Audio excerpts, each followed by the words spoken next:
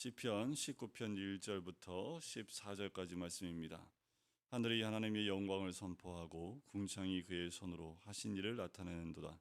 날은 날에게 말하고 밤은 밤에게 지식을 전하니 언어도 없고 말씀도 없으며 들리는 소리도 없으나 그의 소리가 온 땅에 통하고 그의 말씀이 세상 끝까지 이르도다. 하나님이 해를 위하여 하늘에 장막을 베푸셨도다. 해는 그의 신방에서 나오는 신랑과 같고 그의 길을 달리기 기뻐하는 장사 같아서 하늘 이 끝에서 나와서 하늘 저 끝까지 운행함이 하며 그의 열기에서 피할 자가 없도다. 여호와의 율법은 완전하여 영혼을 소성시키며 여호와의 증거는 확실하여 우둔한 자를 지혜롭게 하며 여호와의 교훈은 정직하며 마음을 기쁘게 하고 여호와의 계명은 순결하여 눈을 밝게 하시도다. 여호와를 경외하는 도는 정결하여 영원까지 이르고 여호와의 법도 진실하여 다 의로우니 금 곧 많은 순금보다 더 사모할 것이며 꿀과 송이꿀보다 더 달도다. 또 주의 종이 이것으로 경고를 받고 이것을 지킴으로 상이 크니이다. 자기 허물을 능히 깨달을 자 누구리요. 나를 숨은 허물에서 벗어나게 하소서. 또 주의 종에게 고의로 죄를 짓지 말게 하사 그 죄가 나를 주장하지 못하게 하소서. 그리하면 내가 정직하여 큰 죄가에서 벗어나겠나이다.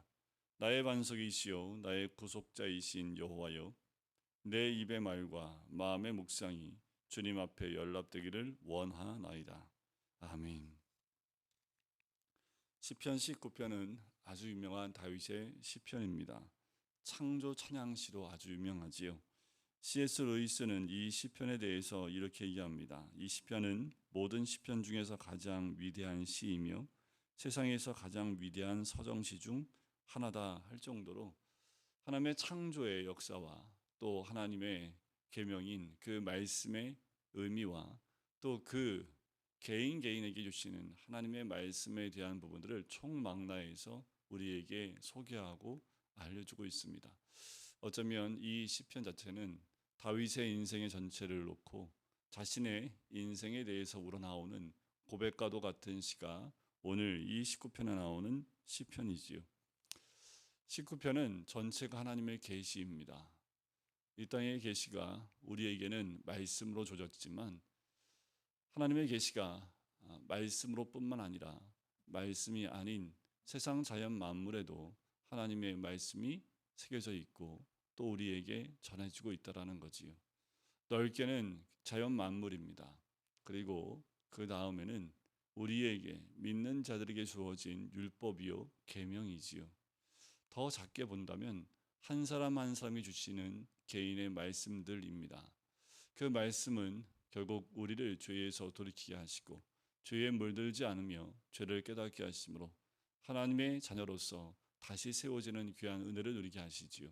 그래서 그 말씀을 우리가 말하고 또 묵상할 때에 그 말씀들이 나를 살릴 뿐만 아니라 나를 하나님 앞에 다시 세우는 귀한 은혜가 있는 줄 믿습니다. 말씀 한 절 한 절, 또 말씀 그 계명, 또 주의 도, 경외해야 도는 도, 또 교훈, 율법 여러 가지로 그 계시의 말씀들에 대해서 표현하고 있고 그것이 우리에게 주시는 유익함에 대해서 우리에게 얘기해 주고 있지요. 이 모든 것들, 결국 이 모든 것들은 우리가 사모해야 될 것들이며 금보다 순금보다 더 사모해야 될 것들이고 이 것들은 꿀과 송이꿀보다 더 달달하고 고백을 하지요. 다윗이 고백한 이 고백은 결국 자신이 경험했던 그 믿음의 고백일 뿐만 아니라 그의 삶 가운데서 그를 인도했던 것 또한 그로 하여금 하나님 앞으로 나가게 할 수 있었던 것이 이 말씀이고 또 계명이고 교훈이었던 거지요. 자, 하나님의 영광이 하늘에 선포되어져 있습니다. 그리고 궁창이 그의 손으로 하신 일을 나타내고 있다라고 얘기합니다. 우리가 하나님 믿지 않는다 할지라도 하늘에 떠 있는 그 하늘과 궁창을 보면서 그것이 하나님의 영광이고 또한 주님의 손으로 하신 일을 직접 나타내고 있는 것을 보게 된다라는 거지요. 하나님은 천지를 창조하실 때 말씀으로 창조하셨습니다. 지금도 세상 만물은 그 말씀으로 움직이고 있습니다. 그 말씀이 사라지면 세상은 존재할 수가 없지요. 그 말씀의 원리에 따라 세상은 그리고 이 자연 만물과 또 이 모든 것들은 움직이고 있습니다. 그래서 그 안에 하나님의 영광이 드러날 수밖에 없는 거지요. 말씀의 영향력은, 또 말씀의 힘은 태초에 하나님이 천지를 창조하실 때부터 지금까지 변함이 없으십니다. 어떻게 할 수 있을까요? 태양이 아침에 뜨고 저녁에 지는 것, 단 하루도 거르지 않고 매일 뜨고 지는 그 모습을 통해서 처음 창조하신 그 창조의 역사가 지금도 이어지고 있고 지금도 역사하고 있다라는 겁니다. 어느 것 어디에도 그것이 멈춰져서 그냥 서 있는 것이 하나도 없다라는 거지요. 처음 말씀으로 창조되었던 그때 이후로 시간이 흐름에 따라서 하나님의 영광이 모든 곳에 스며들어져 있고 그 말씀의 힘으로 지금도 움직이고 있다라는 겁니다. 해가 뜰 때에 마치 그 해가 뜨는 것이 신방에서 나오는 신랑과 같다라고 이해합니다. 그의 길을 달리기 기뻐하는 장사 같다라고 얘기를 해요. 아침에 해 뜨는 모습을 보면서 해 지는 것 같다라고 얘기하는 사람이 없지요. 아침에 해가 뜨는 모습을 보면서 밝은 해 앞에 서게 되고 그것이 마치 신랑이 방에서 나오는 것 같은 그와 같은 것으로 다 인식하고 받아들인다라는 거지요. 마치 장사가 기쁘게 달리는 것처럼 매일 해가 뜨는 모습이 그와 같다라고 이야기합니다. 언어도 없고 말씀도 없고 들리는 소리도 없지만 날은 날에게 말하고 밤은 밤에게 그 지식을 전한다라는 거지요. 오늘은 어제가 있었기 때문에 오늘이 있는 거지요. 오늘의 아침은 어제의 아침이 있었기에 오늘 아침이 있는 거지요. 매일매일 그 하루하루가 그 다음 날을 위해서 또 존재하고 또 연결되어지고 또 말씀으로 연결되어지는 것이지요. 그래서 날이 날에게 말합니다. 또 밤이 그 다음 밤에게 그 말씀을 또 전해주는 거지요. 그렇게 해서 매일 낮과 밤이 바뀌며 하나님의 말씀은 끊이지 않고 계속 자연 가운데 그대로 연결되어지고 흘러가게 되는 것이지요. 그의 소리가 온 땅에 통하고 그의 말씀이 세상 끝까지 이르도다. 하나님이 해를 위하여 하늘의 장막을 베푸셨다라는 거지요. 자, 여기에 있는 1절부터 6절까지를 우리는 신학적으로 일반 계시라고 얘기를 합니다. 하늘을 통하여 나타나는 하나님의 증거는 계속성의 특징이 있다라는 거예요. 계속 연결되어져 있고 끊임이 없다라는 거지요. 끊어짐이 없다라는 겁니다. 계속되어지는 특성이 있습니다. 또 한 가지가 있다면 풍부함의 특징이 있습니다. 아무것도 없는 것 같지만 모든 것이 다 있는 그 풍부함이 하나님의 창조의 일반 계시 안의 특성으로 드러나고 있다는 거지요. 세 번째는 보편성입니다. 모든 자에게 보편적으로 다 열려져 있는 거지요. 믿는 자에게만 하늘이 열려 있고 믿는 자에게만 해가 뜨는 것이 아니라는 겁니다. 모든 자에게 보편성을 갖고 모든 자에게 이 모든 것을 누릴 수 있는 그 보편성을 가지고 있다라는 거지요. 하늘이 이 끝에서 나와서 하늘 저 끝까지 운행함이 그의 열기에서 피할 자가 없는 거지요. 해가 뜨는데 그 해가 저 끝에서 이 끝까지 모든 것을 다 그 빛과 열을 내면서 그 아래 있게 한다라는 거지요. 해 아래 새 것이 없지만 또 해 아래 숨을 것이 아무것도 없음을 얘기합니다. 자, 7절부터 10절까지 나온 것은 특별 계시입니다. 율법은 완전하지요. 영혼을 소성시킵니다. 그리고 여호와의 증거는 확실하지요. 그래서 우둔한 자를 지혜롭게 합니다. 여호와의 교훈은 정직해서 마음을 기쁘게 하고요. 계명은 순결하여 눈을 밝게 합니다. 경외하는 도는 정결하여 영원까지 이르고요. 여호와의 법도 진실하여 의롭습니다.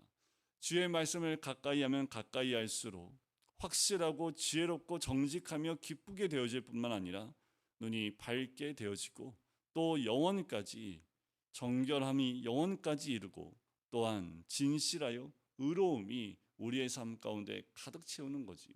무엇이 우리를 그렇게 만들 수 있습니까? 여호와의 도, 또 말씀 외에는 없다라는 거지요. 그래서 그 말씀이 송이꿀보다 더 달다라고 얘기하는 거예요.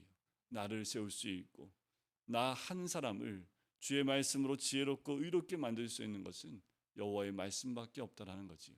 그 말씀을 가까이 하는 자에게는 이런 복이 임합니다. 이것이 우리에게 주어진 특별 계시이지요. 믿는 자에게만 주어진 계시입니다. 그리고 믿는 자에게 주시는 하나님의 은혜이기도 합니다.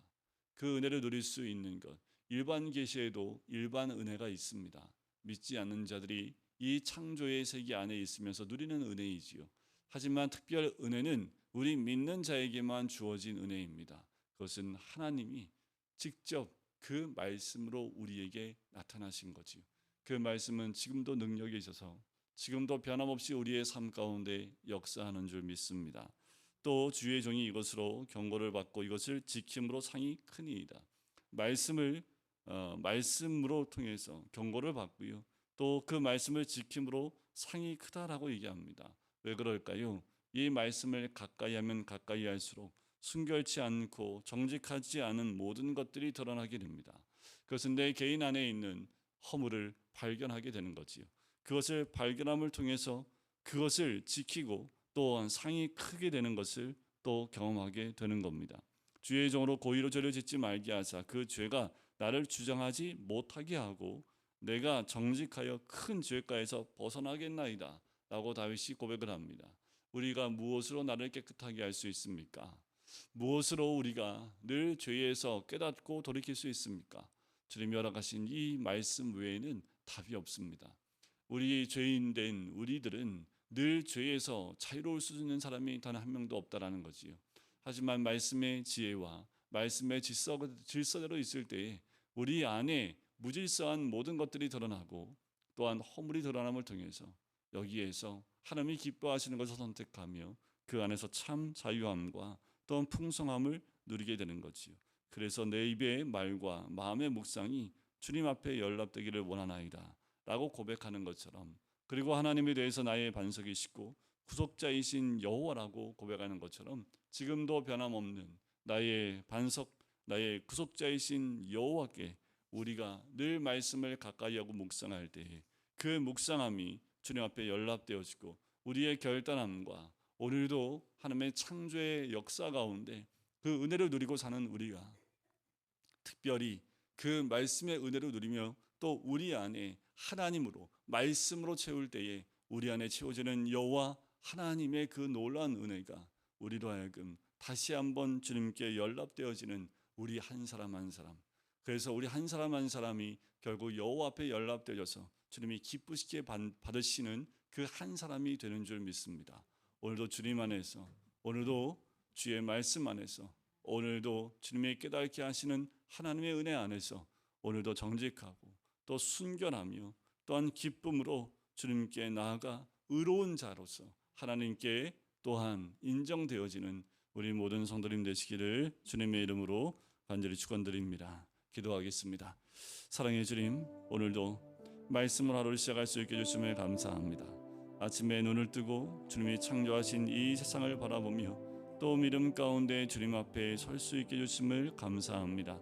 주의 말씀을 가까이 하는 우리에게는 더욱 주님을 가까이 섬기며 또한 주님을 깨닫게 하시고 그 안에서 진정 주님의 창조하신 놀라운 은혜를 누리게 되는 줄 믿습니다. 말씀을 가까이 하고 그 말씀이 우리의 입과 또 내 마음의 묵상으로 우리의 삶이 되어짐을 통해서 우리가 여호와 하나님께 연락되어지는 한 영혼이 될 수 있도록 축복하시고 인도하여 주시옵소서. 감사드리며 예수 그리스도의 이름으로 기도드립니다. 아멘.